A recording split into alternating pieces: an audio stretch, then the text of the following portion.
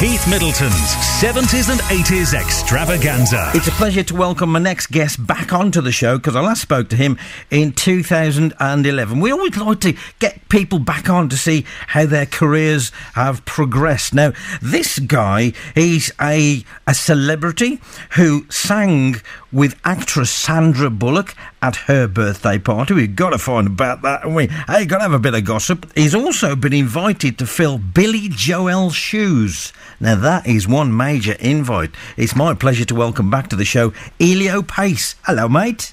Hello there, Keith. How are you? It's a pleasure to be back. It's a pleasure to get you back on the show. First and foremost, when I say Elio Pace, a lot of people are going to say, ooh? Well, let me correct you. It's Elio Pace. Elio Pace, yeah. Yeah, and you know what? I've started having to correct a lot of people because having worked in America, and they're used to saying Elio, and I now say when I'm on stage, when I do some shows, it's like Elliot without the T. Got it. Like, yeah. That's what it is. It's Elio. But, yeah, it's of Italian origin. Mum and Dad are both Italian, and so it's an Italian name. I was actually christened Elio Pace. Oh, Elio Pace. There you go. That sounds ever so sexy. It does when you say it, yes. Elio Pace. And did your mum and dad used to tell you off when you were a kid in Italian? Actually, the very first language I ever spoke was Italian. Really? Yes, because, Mum and Dad emigrated in the early 60s. I was born in 1968, and they immediately started to learn English, but it was natural for them. I was the first child. It was natural for them. There's only 3 of us in the house, that Mum and Dad would speak to each other in Italian, and obviously to me in Italian. Yeah. The very first language I ever learned to speak was Italian, and apparently I went to nursery and came home crying the first day because, obviously I didn't understand very much of what anyone was saying. Yeah. in Woking in Surrey, Yeah, strange. Yeah. Very strange, very strange. So, from Italian heritage, but you're a sort of born and bred British guy? Yeah, I've had the best of both worlds.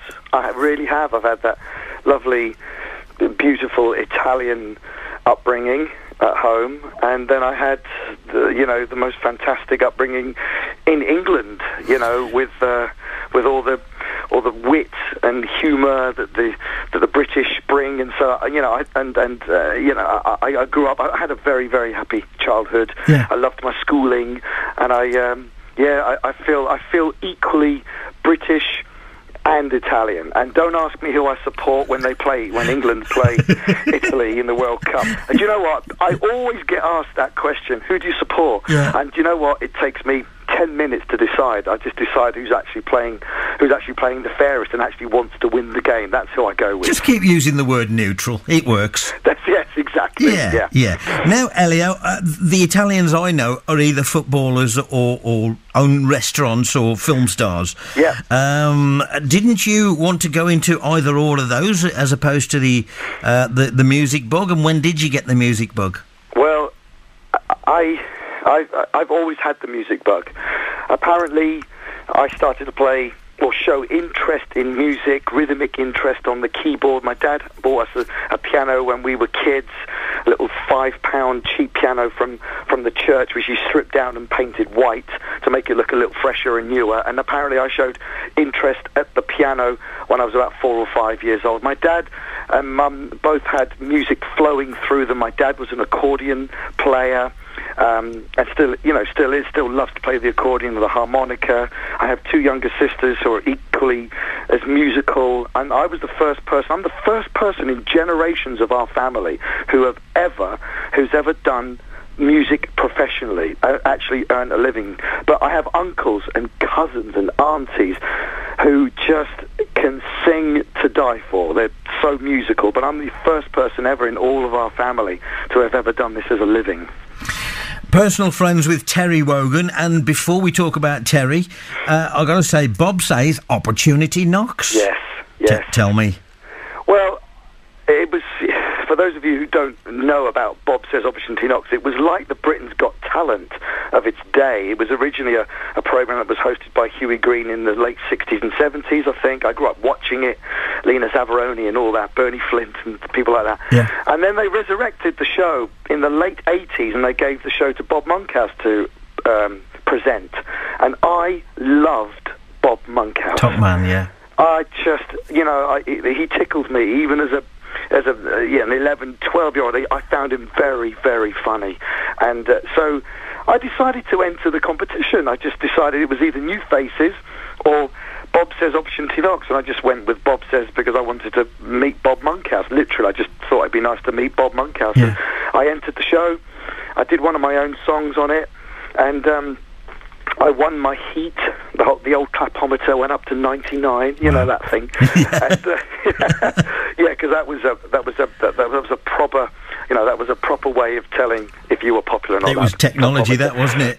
It was. And from that, I sort of joined the show business at that point. Well, I was 20 years old. I did my national debut on BBC television. I was 20 years old, and then I just went into show business, and I just started working professionally. Ended up doing lots of things and playing for other people, singing, opening shows for other people. Lots of nice people like, Ronnie Corbett and Shirley Bassey, and I worked with Randy Crawford and Michael Barrymore at the time. I did a summer season with Michael Barrymore when he was king of comedy in this country. So it was an incredible start to my professional career.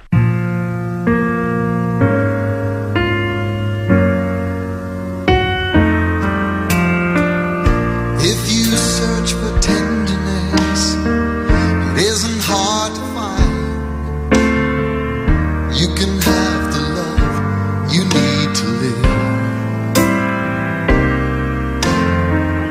If you look for truthfulness, you might just as well be blind. It always seems to be so hard to give.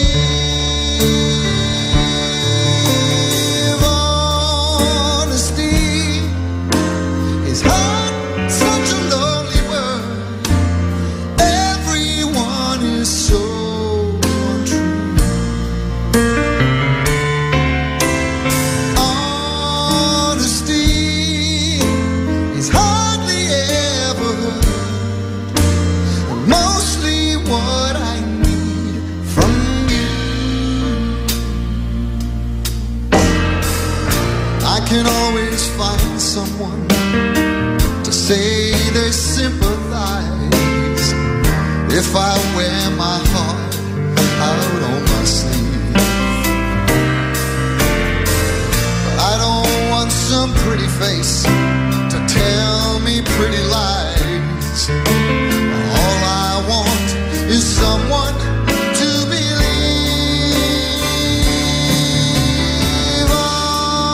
Honesty, such a lonely word. Everyone is so untrue. Honesty is hardly ever heard, mostly what I need from you.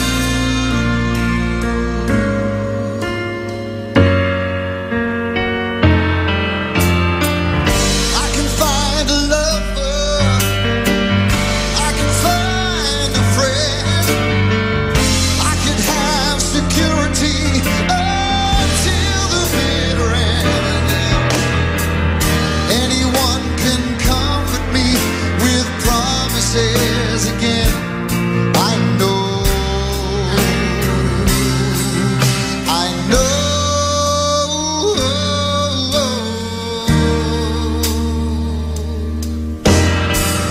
When I'm deep inside of me, don't be too concerned.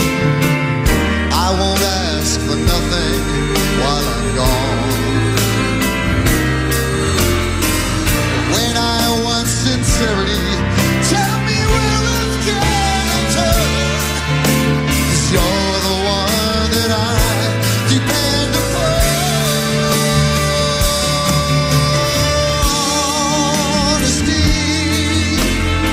is such a lonely word, and everyone is so untrue.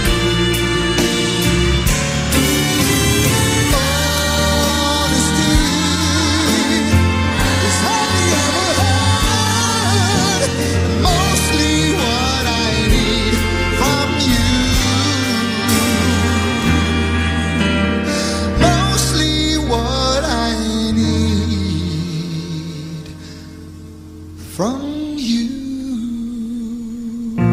live recording, Elio Pace, and honestly. BBC The Midlands, almost 11:15. Had a chat to Elio earlier on this evening, and we have a mutual friend in Terry Wogan. Terry Wogan, I think, he completely changed the landscape of my career. I was happy earning a living. I was a very happy gigging musician, as I say, playing for other people, musically directing other people, and writing my songs. But it wasn't until Terry Wogan, and I have to give credit also to his late producer Paul Walters, who was producing his breakfast show at the time on Radio 2, who chose a lot of the music that Terry played, and between the two of them, they completely changed my life, really, because they were the very first people to play one of my recordings on national radio. And not just once, but he played this song that wasn't even available commercially. I didn't even have a website back in 2003, I think it was. Yeah. And he just played this one particular song, a Delbert McClinton song called Two More Bottles of Wine, which I'd made as part of a demo album.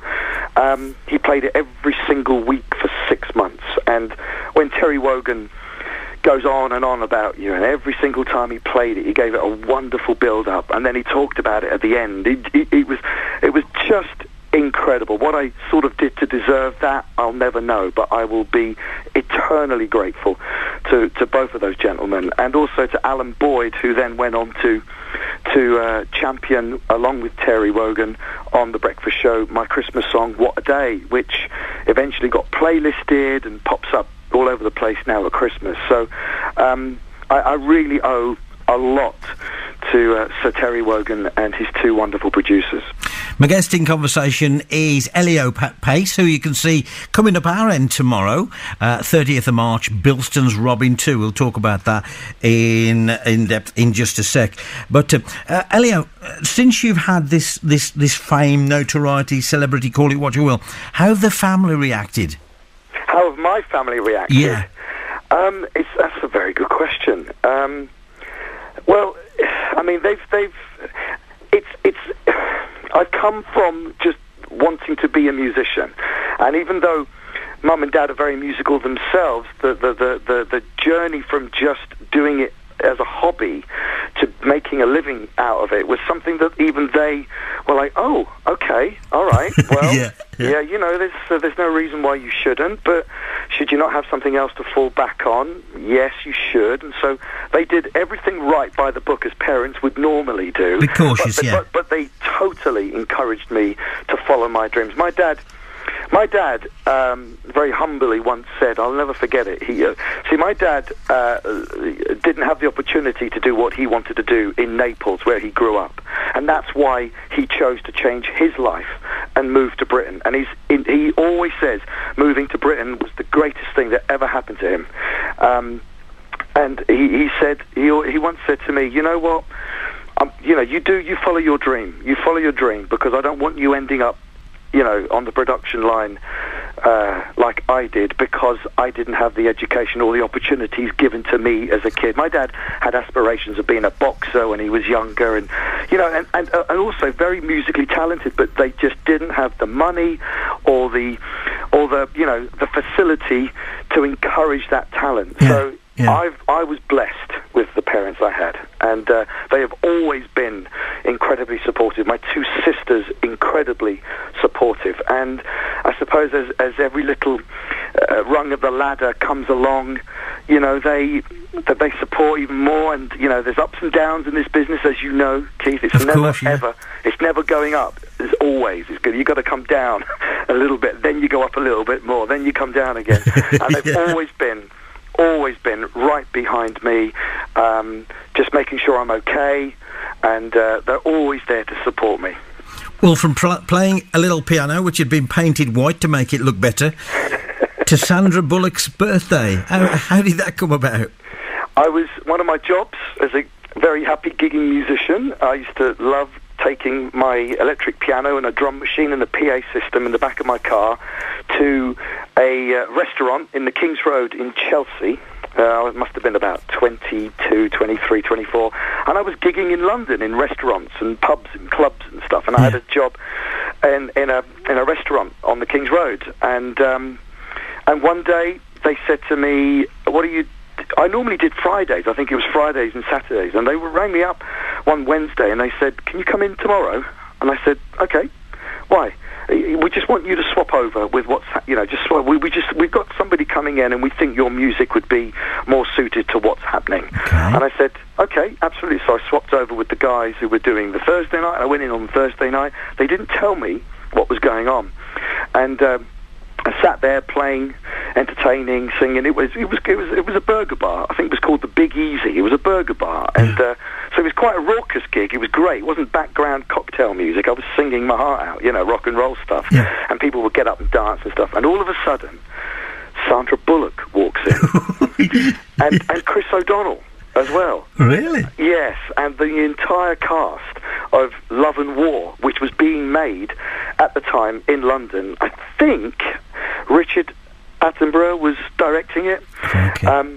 Anyway, she comes in and she sits right in front of me at the table. I mean, I'm talking 3 feet away from her. Wow. And about 28, 30 people came in, and they sat around this massive table, and we proceeded to get on with the night, and they got more and more raucous, and I started turning the volume up a little bit, and then somebody slipped me a note, and they said, "Would you sing Happy Birthday to Sandy?" And I said, "Of course I will." So we sang Happy Birthday, and then I invited her up to come and join me.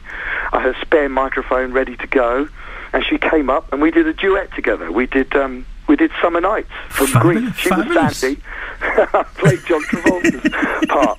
And then Chris O'Donnell got up and did Brown Eyed Girl. It was fantastic. They were dancing on the tables by the end of the night. Brilliant. And they tipped me. They left me a very nice tip in cash, which I think was more than the actual fee that I was getting for that night. Fantastic.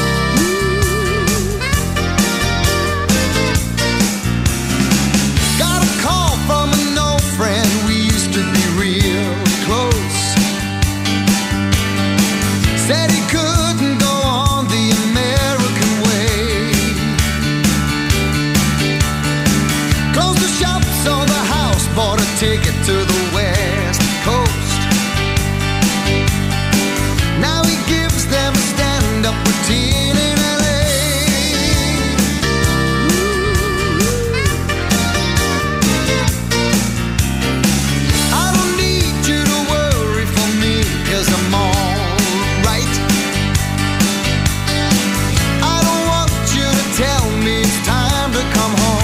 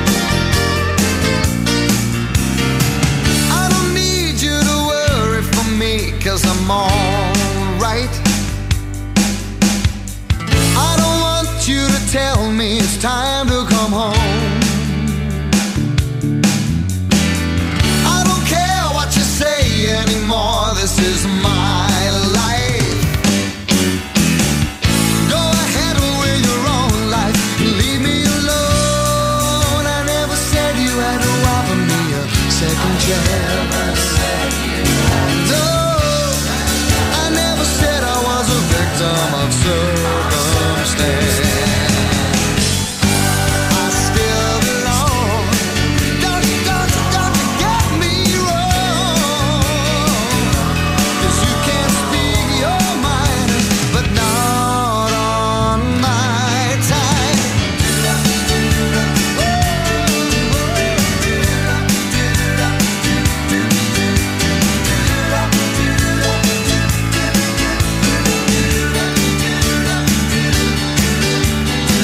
I don't care what you say anymore. This is my life. Go ahead with your own life and leave me alone. What a great story to tell, being in a bar in London on a piano with Sandra Bullock, just a couple of feet away, singing Happy Birthday and You're the One That I Want. Marvellous. I put it to Elio, wouldn't it have been great, wouldn't it have been fantastic if you could have the whole lot on video? Do you know what? This was, well, whenever Love and War it was. When was that? 1996?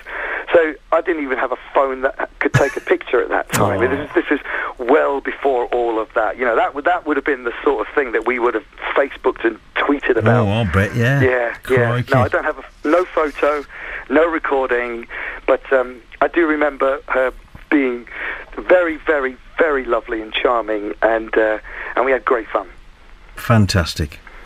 Tell me about the Billy Joel Songbook, because you've been asked to fill Billy Joel's shoes, and tomorrow at Bilston's Robin 2, tomorrow the 30th of March, you're kicking off gigs in and around our area, and you're going to hear Billy Joel by Elio Pace. Yep, that's right.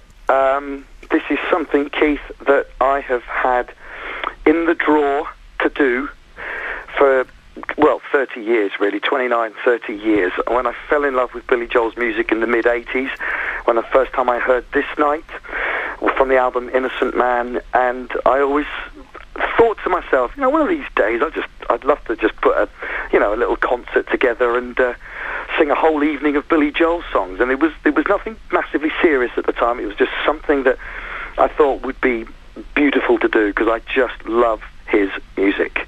For me, he's my favourite singer-songwriter of all time.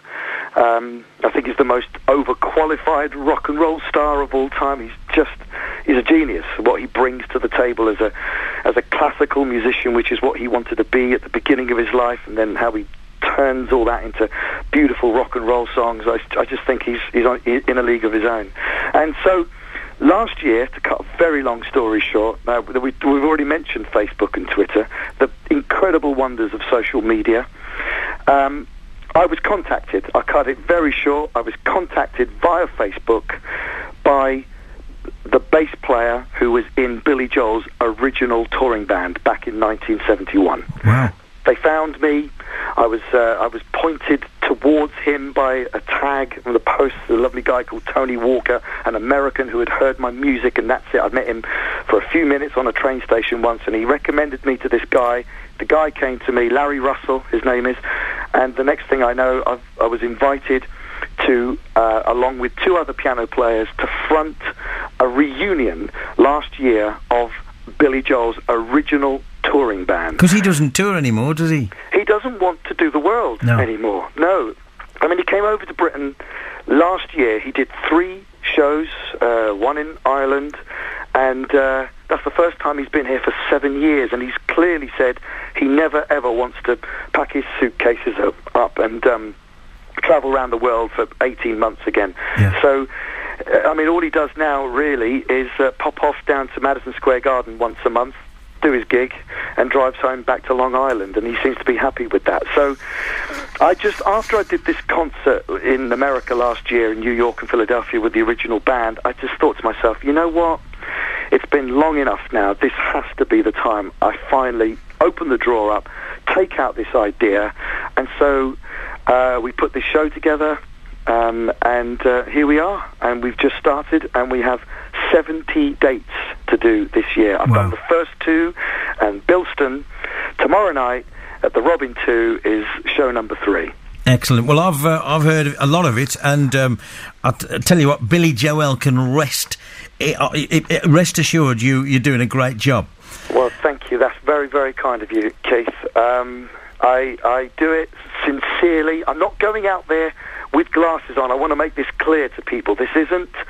I do love going to watch an Elvis impersonator and going to watch, you know, the Beatles, but I'm not going out dressed as Billy Joel, talking like Billy Joel, trying to pretend to be Billy Joel. I'm going out as myself with my fantastic band, rocking band, and we're doing 37 of some of my favourites and 37 of Billy Joel's incredible songs from that wonderful songbook. Well, tomorrow, March the 30th, Bilston's Robin 2, 3rd of May, Stroud's Subscriptions Rooms, 5th of June, Telford's Oakengates Theatre, next day, 6th of June, Newark's Palace Theatre, 25th of June, you're in Swindon, on the 20th of July, you're at Derby Assembly Rooms, 8th of September, you're in Hereford's Courtyard, Rill's Pavilion Theatre on the 4th of October, over to Melton Mowbray, the theatre there on the 24th, and on the 26th, you're in Peterborough's Crescent, and on the 3rd of November, Buxton's Pavilion Arts Centre. Those are the gigs that affect our broadcast area. If you want to know more, all the W's, Elio Pace, that's ELIOPACE.com, Elio Pace, and all the gigs and information are on there. Will you break a leg for tomorrow night? And it's a pleasure to get you back on the programme, Elio. Keith, I thank you so very much. You've always been a great supporter of what I've done, and it's a pleasure to talk to you again, and thank you so much for all of that. And I really do hope that, I didn't realise there were that many gigs in the area that you cover. That's absolutely wonderful. So I hope the folks it's a big who area. love a bit of Billy Joel, who haven't seen Billy Joel live and aren't going to go to New York to see him, I hope that they come along and say hello to us and enjoy a wonderful night of incredible songwriting. Have a cracking gig. Elio, thank you. Thank you very much, Keith.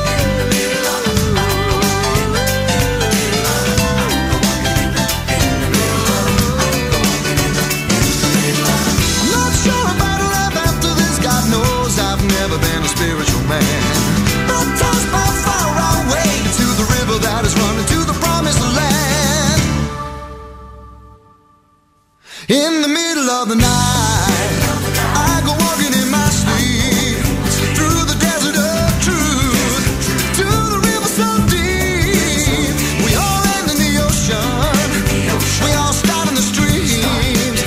We're all carried along by the river of dreams. In the middle of the night, I go walking in the middle of the, I go walking in the middle of the, I go walking in the